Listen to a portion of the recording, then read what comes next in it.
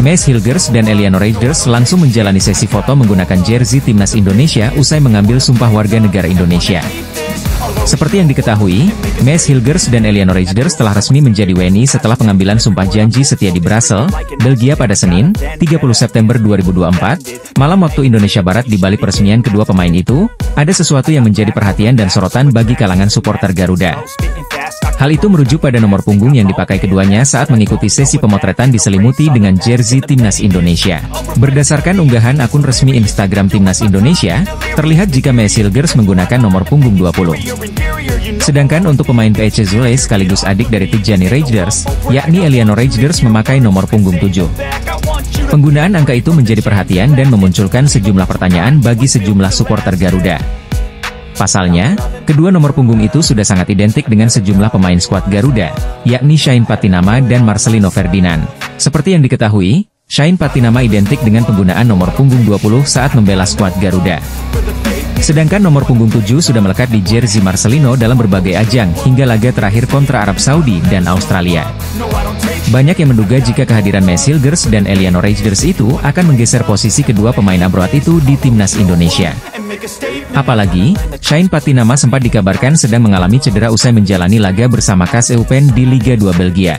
Bek timnas Indonesia itu tidak bermain full 90 menit saat KAS Eupen mengalahkan Jong KRC Genk karena merasakan sakit di kaki kirinya. Laga itu berlangsung di Kehrweg Stadion pada Sabtu, 28 September 2024, dini hari waktu Indonesia Barat. Di sisi lain, Marcelino Ferdinand juga sedang berjuang untuk mendapatkan tempat di skuad utama Oxford United. Berdasarkan laman Transfermarkt, mantan pemain Persebaya Surabaya itu belum pernah dimainkan sejak bergabung dengan klub divisi 2 Liga Inggris tersebut. Melalui alasan itulah yang membuat banyak supporter Garuda meragukan kedua pemain tersebut bakal dipanggil Shin Tae-yong untuk lanjutan kualifikasi Piala Dunia 2026 zona Asia. Timnas Indonesia dijadwalkan akan melakoni 2 laga away menghadapi Bahrain dan Cina. Timnas Indonesia bisa dibilang tengah diterpa kabar buruk yang sampai membuat Justin Hubner kesal jelang menghadapi Bahrain dan Cina di kualifikasi Piala Dunia 2026 zona Asia. Sebagaimana diketahui, timnas Indonesia akan kembali unjuk gigi di laga lanjutan putaran ketiga kualifikasi Piala Dunia 2026 zona Asia. Anak asuh Shin Tae-yong akan melakoni laga tandang melawan Bahrain pada 10 Oktober, kemudian melawat ke markas Cina pada 15 Oktober mendatang.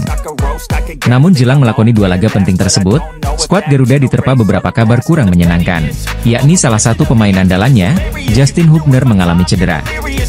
Hal ini sempat diungkapkan secara langsung oleh Hubner melalui unggahan eksklusifnya di akun Instagram pribadinya pada pertengahan September kemarin.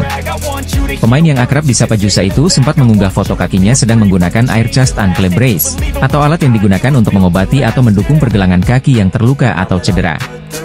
Hubner mengatakan ia sedikit mengalami cedera usai tampil melawan Australia. Walau demikian, dirinya menambahkan bahwa kondisinya baik-baik saja. Sedikit mengalami cedera dari laga melawan Australia tapi tidak parah, ditulisnya dalam salah satu unggahannya. Meski belum ada informasi terbaru soal perkembangan pemulihan cederanya, namun baru-baru ini Justin Hubner tak kuasa menahan kekesalan terkait masalahnya tersebut. Kembali curhat di unggahan eksklusifnya, Hubner mengatakan bahwa mengalami cedera tentunya menjadi hal yang paling menyebalkan. Selain Justin Hubner, bintang timnas Indonesia lainnya yakni Sandy Walsh juga sempat mengungkapkan dirinya tidak dalam kondisi fit setelah laga melawan Australia awal September lalu. Hal ini diungkapkan langsung oleh bintang Cafe Mechelen melalui saluran Instagram eksklusif pribadinya, di mana dirinya sempat melakukan pemeriksaan MRI. Halo semuanya, hasil MRI saya baik tidak buruk tapi juga tak bagus. Akan membutuhkan beberapa waktu pemulihan tapi akan melakukan segala hal agar siap untuk FIFA Matchday selanjutnya, ditulis Sandy Walsh. Kondisi Justin Hubner dan Sandy Walsh pun diharapkan bisa segera pulih jelang timnas Indonesia akan melakoni laga tandang melawan Bahrain dan Cina di kualifikasi Piala Dunia 2026 zona Asia. Demi meningkatkan performa dan membuat timnas Indonesia semakin berprestasi, PSSI selaku federasi telah melakukan berbagai upaya dan salah satunya dengan melakukan program naturalisasi pemain keturunan. Program naturalisasi pemain sebenarnya bukan suatu hal yang asing untuk timnas Indonesia. Sebut saja Christian Gonzalez, Diego Michels, Stefano Lillipali, Elijah Spasojevic hingga Mark Klok pernah menjadi bagian penting untuk skuad timnas Indonesia. Tapi belakangan, PSSI dan juga pelatih timnas Indonesia, Shin Tae-yong, tak mau asal-asalan menaturalisasi pemain. Kini sejumlah pemain top berlabel grade A seperti Jai Itzes, Martin Paes, Kelvin Verdong hingga Tom Haye mewarnai skuad timnas Indonesia. Tak cukup sampai di situ, sampai sekarang pun PSSI masih terus menambah amunisi untuk timnas Indonesia dengan berburu pemain keturunan. Meski sudah cukup gencar membujuk banyak pemain keturunan Indonesia untuk merubah kewarganegaraan jadi WNI, ternyata ada beberapa pemain yang justru menolak tawaran sari PSSI. Berikut ini daftar pemain keturunan yang sempat menolak tawaran membela timnas Indonesia. Pertama ada salah satu pemain andalan milik klub asal Denmark, FC Copenhagen yakni Kevin Dix. Kevin Dix merupakan pemain berdarah Indonesia Belanda yang berposisi sebagai pemain bek kanan. Kabarnya, PSSI sempat melirik Kevin Dix pada awal Februari 2022. Namun, Kevin menolak tawaran tersebut karena alasan keluarga. Selanjutnya, ada Zico Soreye juga harus batal menjalani proses naturalisasi dan bermain untuk timnas Indonesia. Tampil impresif dengan Willem II U21, pemain yang baru berusia 21 tahun itu mengoleksi 4 gol dari 5 pertandingan. Bahkan, Zico sempat mengikuti trial di timnas Indonesia U20 pada 2022 dan mengikuti pemusatan latihan di Spanyol. Namun, setelah melihat performa Soreye yang gagal mencetak gol dalam 3 laga uji coba, Shin Tae-yong memutuskan untuk mencoret Soreye dari daftar calon pemain naturalisasi. Pula diproyeksikan untuk mengisi lini depan Indonesia sehingga membuat daya gedor timnas Indonesia semakin kuat. Pemain berusia 23 tahun ini memiliki keturunan Indonesia dari sang nenek yang lahir di Medan, Sumatera Utara. Romeni sendiri kabarnya telah melakukan kontak dengan Ketua Umum PSSI Erick Thohir untuk kemungkinan tampil bagi skuad Garuda. Pemain muda asal Belanda ini membuktikan kecintaannya terhadap timnas Indonesia. Ia bahkan sampai membuat tato Garuda di lengannya. Selain itu, pemain yang berposisi sebagai winger ini mengaku jika dirinya masih punya hubungan saudara dengan bintang timnas Indonesia, Nathan Choyaon. Minat sejumlah pemain keturunan di Eropa semakin meningkat untuk memperkuat timnas Indonesia seusai prestasi yang diberikan oleh skuad ST. Bagaimana tidak, kans timnas Indonesia besutan Shin Tae-yong untuk melaju ke putaran final Piala Dunia 2026 masih terbuka lebar. Hal ini bisa dicapai apabila timnas Indonesia setidaknya mengeklaim posisi keempat di klasemen grup C babak ketiga kualifikasi Piala Dunia 2026. Maka dari itu, untuk merealisasikan misi berat tersebut, timnas Indonesia kembali menggaet pemain keturunan Belanda lainnya yakni Mees Hilgers dan Eliano Reijnders. Keduanya berpeluang bisa tampil ketika timnas Indonesia bertandang ke Bahrain dan Cina dalam lanjutan babak ketiga kualifikasi Piala Dunia 2026 bulan depan. Melihat fenomena kesuksesan para penggawa keturunan Eropa di timnas Indonesia, terdapat sejumlah pemain khususnya dari Belanda yang ikut berminat bela skuad Garuda. Salah satu pemain keturunan di Eropa yang berminat gabung timnas Indonesia ialah Kenan Paunal, winger milik klub Liga Belanda Duindorp SV. Sebelum pindah ke Duindorp SV pada musim ini, Kenan Paunal sebelumnya bermain untuk klub kasta ketiga Liga Belanda SVV Scheveningen sejak level junior. Bersama SVV Scheveningen, ia telah memperkuat tim itu sejak usia 5-6 tahun dan sempat pindah cabang olahraga menjadi atlet karate di negaranya selama 5 tahun. Namun, Kenan Paunal kembali menekuni dunia sepak bola ketika berusia 13-14 tahun dan bergabung bersama SVV Scheveningen U15, U17, hingga U17 sebelum akhirnya tampil untuk tim kedua di klubnya itu. Meski terampil memainkan peran sebagai winger kiri ataupun kanan, namun Kenan Paunal cukup kesulitan menembus tim utama SVV Scheveningen hingga membuatnya pindah ke Duindorp SV. Di sisi lain, Kenan Paunal mengungkapkan jika dirinya menaruh minat untuk membela timnas Indonesia suatu saat nanti. Ia bahkan menyematkan bendera merah putih di Instagramnya. Bukan cuma itu, Kenan Paunal juga sampai membuat tato bergambar Garuda di lengannya sebagai bukti kecintaannya terhadap tanah leluhurnya. Melansir dari kanal YouTube Kumparan, Kenan Paunal mengakui jika dia masih punya garis keturunan Indonesia dari kakek neneknya yang asal Jakarta dan Surabaya. Ayah saya lahir di Belanda, tapi kakek nenek saya lahir di Indonesia. Kakek saya lahir di Jakarta dan nenek saya lahir di Surabaya, kata Paunal. Selain itu, Kenan Paunal juga mengatakan kalau dirinya masih punya hubungan saudara dengan pemain timnas Indonesia asal Belanda yakni Nathan Choyaon. Prediksi formasi timnas Indonesia dengan 3 wajah baru menghadapi Bahrain dan Cina di putaran ketiga kualifikasi Piala Dunia 2026 zona Asia. Pelatih timnas Indonesia, Shin Tae-yong, berencana memanggil 26 pemain melawan Bahrain dan Cina di kualifikasi Piala Dunia 2026 zona Asia. Pada laga pertama, Timnas Indonesia akan menghadapi Bahrain di Stadion Nasional Bahrain pada 10 Oktober. Berselang 5 hari, Rizky Ridho dan kawan-kawan akan menjalani perjalanan yang cukup jauh untuk menghadapi tuan rumah Cina. Jelang laga itu, skuad Garuda berpeluang besar untuk diperkuat dua pemain naturalisasi baru, yaitu Maes Hilgers dan Eliano Reijnders. Kedua pemain tersebut saat ini tinggal melaksanakan sumpah warga negara Indonesia sebelum bisa memperkuat Indonesia. Rencananya, pengambilan sumpah WNI Maes Hilgers dan Eliano Reijnders akan dilakukan di Belanda pada 30 September mendatang. Selain itu, Jordi Amat yang absen di pertandingan melawan Arab Saudi dan Australia beberapa waktu lalu berpeluang kembali dipanggil. Jordi Amat sudah dinyatakan sembuh dari cedera yang membekapnya selama kurang lebih 1 bulan. Lantas, bagaimana prediksi formasi Timnas Indonesia saat melawan Bahrain dan Arab Saudi dengan kehadiran dua pemain naturalisasi baru? Posisi penjaga gawang tampaknya tidak akan beralih dari genggaman pemain FC Dallas, Martin Paes. Kemampuan Martin Paes sudah teruji saat Timnas Indonesia menghadapi Arab Saudi dan Australia dengan melakukan banyak penyelamatan. Bahkan, Martin Paes dinobatkan sebagai pemain terbaik versi AFC saat Indonesia menahan imbang tanpa gol Australia. Kehadiran Jordi Amat dan Maes Hilgers akan membuat Justin Hubner serta Rizky Ridho duduk di bangku cadangan. Jordi Amat dengan segudang pengalamannya bakal bermain bersama Maes Hilgers serta Jai Idzes di lini pertahanan Garuda. Komposisi di bek sayap saat melawan Bahrain dan Cina kemungkinan besar tidak akan mengalami perubahan. Sandy Walsh akan dipercaya untuk sektor kanan, sedangkan Kelvin Verdong menyisir dari kiri. Tom Haye dan Ivar Jenner akan kembali dipercaya untuk mengisi pos lini tengah Timnas Indonesia. Ivar Jenner ditugaskan lebih bertahan, sementara Tom Haye akan menjadi jembatan antara lini belakang dengan depan. Eliano Reijnders akan mengisi salah satu tempat di posisi depan bersama Rafael Struijk dan Ragnar Oratmangon. Trio tersebut akan sering berotasi di lini depan untuk membuat lawan kebingungan sehingga tercipta celah. Dua negara pesaing di grup C, Bahrain dan Cina geram akan pernyataan pelatih Arab Saudi, Roberto Mancini, menyatakan laga kontra Timnas Indonesia akan jauh lebih penting. Prestasi Timnas Indonesia makin meningkat dalam 3 tahun ini. Shin Tae-yong berhasil membawa Timnas Indonesia lolos putaran ketiga kualifikasi Piala Dunia 2026 zona Asia. Sebelum itu, pelatih asal Korea Selatan itu sukses membawa Timnas Indonesia U24 menembus semifinal Piala Asia U23, meski gagal lolos ke Olimpiade 2024 Paris. Dia juga membawa timnas senior memberi kejutan di gelaran Piala Asia 2023 dan lolos ke babak 16 besar dengan mengalahkan tim-tim unggulan. Kualitas tim Garuda yang terus meningkat, tak ayal banyak yang pandit yang mengatakan bahwa Timnas Indonesia saat ini memiliki level tinggi, dan dapat bersaing dengan negara-negara kuat seperti Korea Selatan, Jepang, dan Australia. Bahkan, pandit senior coach Justin menyebut bahwa level skuad asuhan Shin Tae-yong saat ini bukan lagi Asia Tenggara, melainkan Asia.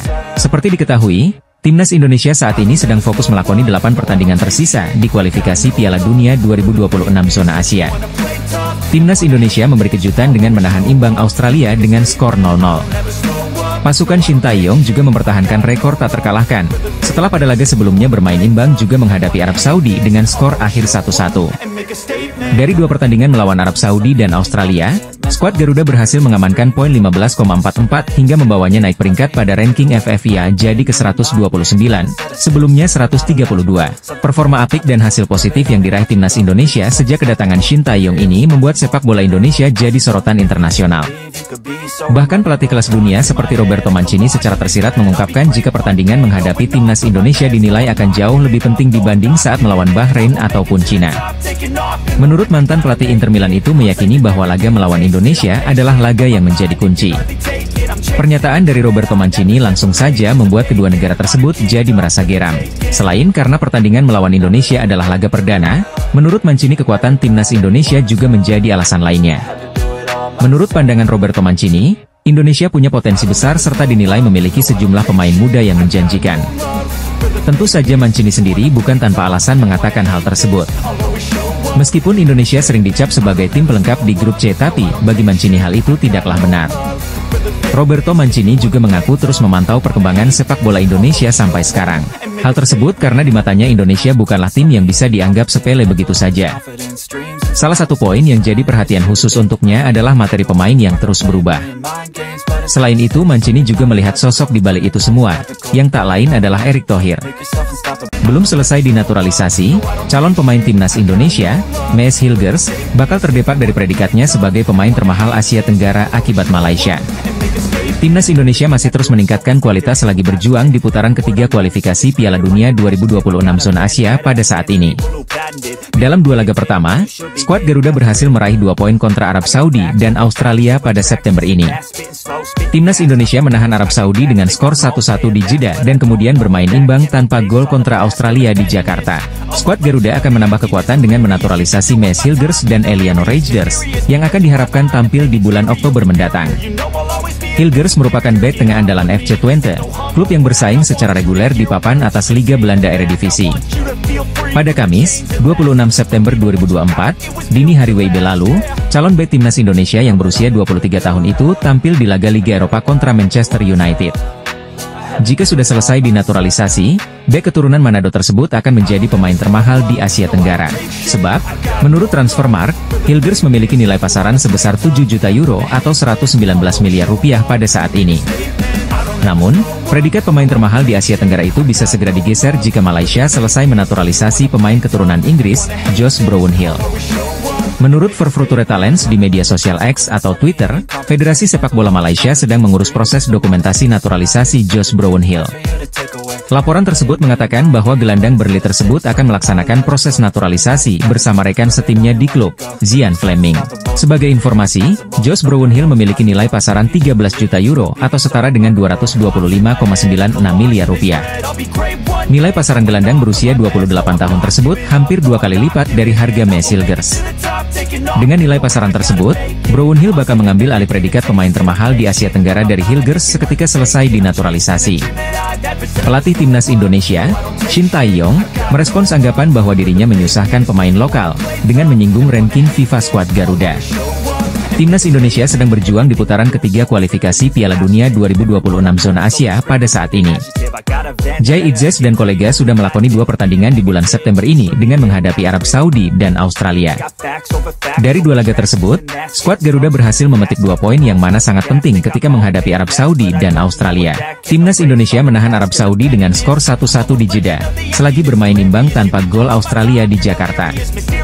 Namun, isu naturalisasi kembali mencuat setelah itu, dengan sejumlah pihak menyinggung para pemain keturunan hingga kepada persoalan tidak mengembalikan paspor. Pelatih Shin Tae-yong kini buka suara mengenai hal itu, dengan mengatakan bahwa Timnas Indonesia sudah menjadi lebih baik karena tidak mudah dikalahkan, sebagaimana yang terlihat dalam laga kontra Arab Saudi dan Australia. Memang sekarang kita bisa lihat sendiri masyarakat dan fans sepak bola Indonesia sedang bahagia pastinya, kata Shin Tae-yong dalam acara Jebret Media di Jakarta, Kamis, 26 September 2024. Mungkin dengan adanya pemain naturalisasi mungkin kita bisa memposisikan diri kita di sini sekarang. Mungkin kalau lebih naik lagi sepak bola kita tidak akan mudah dikalahkan melawan siapapun, sambung STY. Shin Tae-yong pun merespons tentang anggapan bahwa dirinya menyusahkan pemain lokal karena banyaknya pemain naturalisasi. Sang pelatih asal Korea Selatan pun mengindikasikan keinginan membawa timnas Indonesia menembus 50 besar dalam ranking FIFA. Jadi, memang ada yang bilang menyusahkan pemain lokal, tapi tolong jangan ada yang salah sangka, ditanda STY. Kalau kita bisa naik peringkat 50 ranking FIFA, mungkin sepak bola Indonesia tidak akan mudah dikalahkan, ditambahnya. Pada saat ini, Timnas Indonesia sendiri berada di peringkat ke-129 dalam ranking FIFA, naik 4 tingkat dari sebelumnya berkat hasil imbang 2 kali kontra Arab Saudi dan Australia. Berikutnya, skuad Garuda akan menghadapi Bahrain dan Cina di kualifikasi Piala Dunia 2026 pada Oktober 2024 mendatang. Media Vietnam belak-belakan menyebut kehadiran bek FC Twente, Maes Hilgers di Timnas Indonesia membuat seluruh negara Asia Tenggara ketakutan. Sorotan media Vietnam itu tak lepas setelah Maes Hilgers tampil gemilang saat membawa FC Twente menahan Manchester United 1-1 di Liga Eropa 2024-2025. Dalam laga yang digelar di Old Trafford pada Kamis, 26 September 2024, dini hari WIB itu, Setan Merah mencetak gol via Christian Eriksen sementara gol FC Twente dicetak via Sam Lammers. Maes Hilgers sendiri bermain sebagai starter selama 90 menit full dengan melakukan aksi bertahan sebanyak 15 kali atau paling banyak dari bek FC Twente lainnya. Calon pemain termahal Timnas Indonesia itu membuat 8 kali sapuan, 2 kali intercept, 4 kali memenangkan duel, hingga 92% umpan sukses. Melihat performa apik Maes Hilgers, media Vietnam yakni So HVN menilai bahwa kehadiran calon pemain Timnas Indonesia itu menjadi sinyal bahaya bagi para lawannya. Tak terkecuali, So HVN menyebut bek berusia 23 tahun itu harus diwaspadai oleh seluruh negara Asia Tenggara yang bakal menjadi lawan Timnas Indonesia termasuk Vietnam. Dan seperti yang diketahui semua orang, bersama rekan satu timnya, tadi malam Mes Hilgers menahan imbang Man Utd dengan skor 1-1, sebuah prestasi yang harus diwaspadai oleh seluruh pemain di Asia Tenggara, ditulis SohaVN dalam artikelnya. Sebelum diperkuat Mes Hilgers, timnas Indonesia sebetulnya sudah bermain sangat baik dengan kekuatan yang sebagian besar terdiri dari pemain naturalisasi.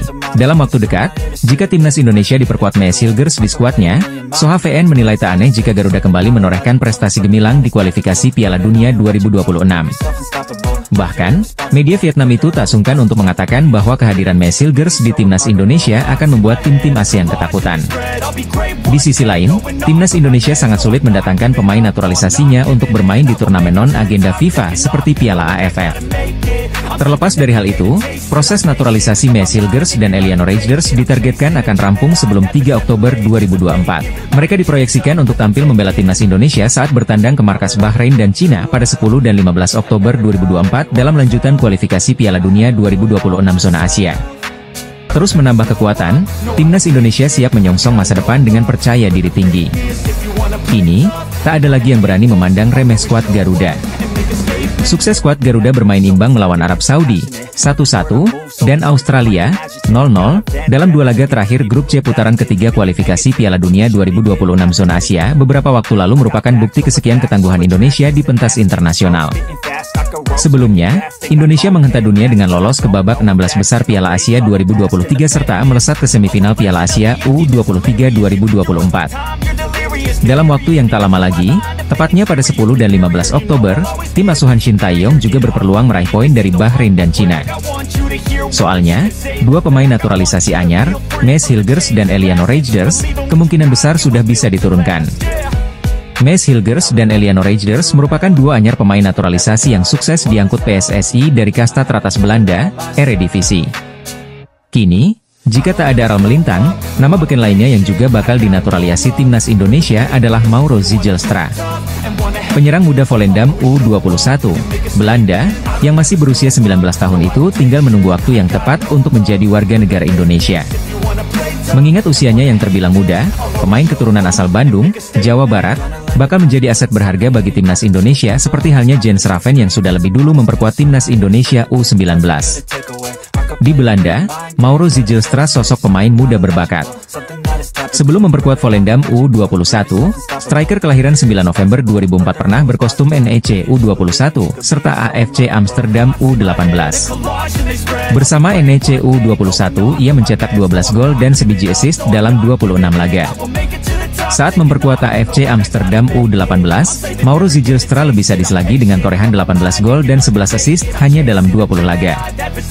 Sedangkan bareng Volendam U21, ia baru hadir dalam 2 laga dengan tabungan 2 gol dan 1 assist. Kehebatan Mauro Zijlstra jelas terlihat dalam rekaman video yang tayang di kanal YouTube Yusa Nugraha belum lama ini. Sebagai striker, Mauro Zijlstra, yang memiliki tinggi badan mencapai 188 cm, begitu gesit dan menggigit. Selain jago gocek, ia juga lihat mengambil ruang tembak, baik di luar maupun di dalam kotak penalti.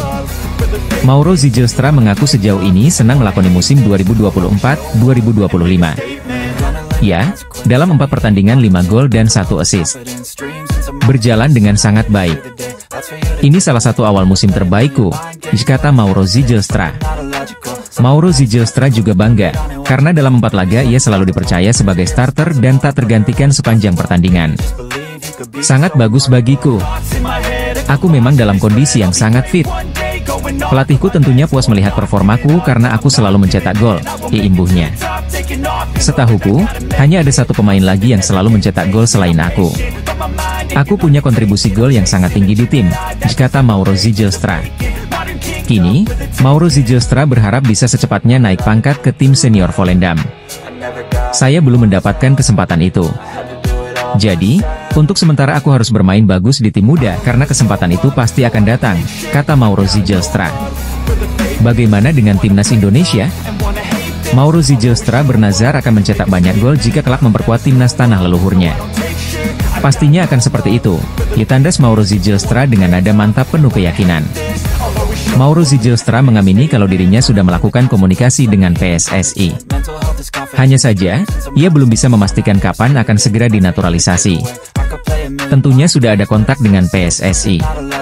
Saat ini mereka lagi periksa semua dokumen. Jadi untuk sementara aku harus menunggu, ya ujarnya.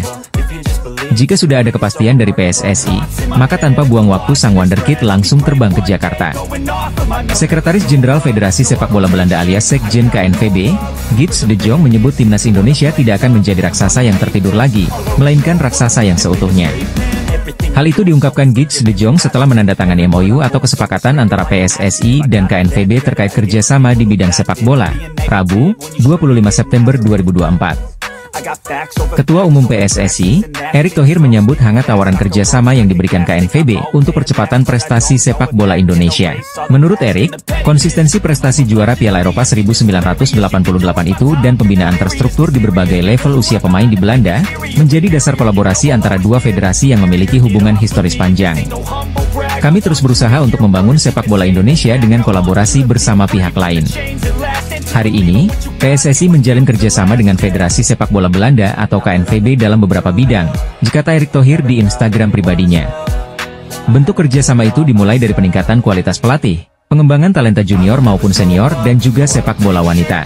Erick Thohir pun mengucapkan terima kasih kepada pihak KNVB yang mau membantu kemajuan sepak bola Indonesia di berbagai kelompok umur. Terima kasih untuk Sekretaris Jenderal KNVB, Gids de Jong yang sudah menganggap kami seperti keluarga dan sharing tentang bagaimana sepak bola di Belanda bisa maju seperti saat ini, kata Erick Thohir. Semoga sepak bola Indonesia dan Belanda bisa mendapat banyak manfaat dari kerjasama ini, ditambahnya.